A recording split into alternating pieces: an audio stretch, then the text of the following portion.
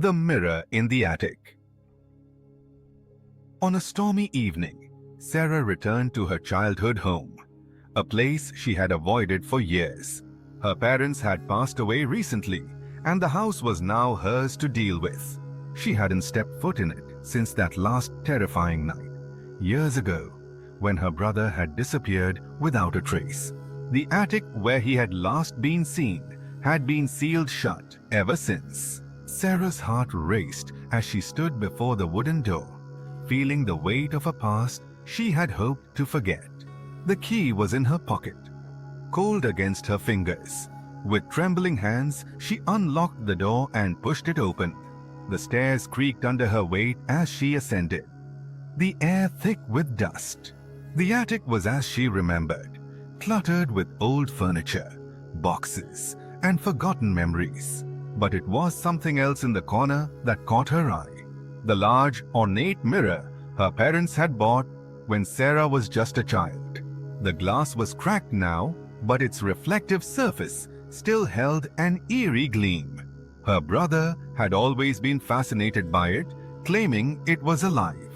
He would spend hours staring into it, whispering to the reflection of himself, though Sarah had never heard it speak back. Suddenly, she felt cold. A chill ran up her spine as the mirror seemed to draw her in. She stepped closer, and for a moment, she thought she saw something move in its reflection. Someone standing behind her. Sarah spun around, but the attic was empty. Her breathing became shallow, panic rising in her chest. She glanced back at the mirror, and this time, the figure was clearer. It was a shadowy outline, a person with hollow eyes standing just behind her reflection. It was her brother. His lips moved, though no sound reached her ears.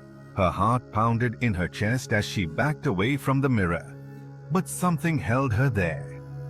An unexplainable pull, an overwhelming urge to understand. She reached out a hand, trembling, and touched the cold surface of the glass. The moment her fingers brushed the mirror, she felt a sharp, icy sensation shoot through her arm, as if the glass was sucking the warmth from her body. The reflection of her brother smiled, a twisted, unnatural grin that made her stomach lurch. His mouth opened, whispering words she couldn't hear, but she understood them all the same. "Help me. I'm still here." In a surge of panic, Sarah yanked her hand away, but the mirror didn't release her. The reflection of her brother moved, stepping closer to her, his hand reaching out. And then, Sarah felt a cold hand grip her wrist, pulling her toward the glass. She screamed, but her voice was drowned out by the deafening silence that surrounded her. Her body was sucked forward into the mirror's depths. As the figure of her brother faded, his laughter echoing in her mind, the last thing Sarah saw, before everything went black, was her own terrified face, trapped forever behind the cracked glass. The next morning, the attic was empty.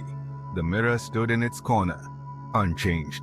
But when Sarah's body was found in the house days later, her eyes were wide open, staring blankly ahead, as if gazing into something beyond the living world.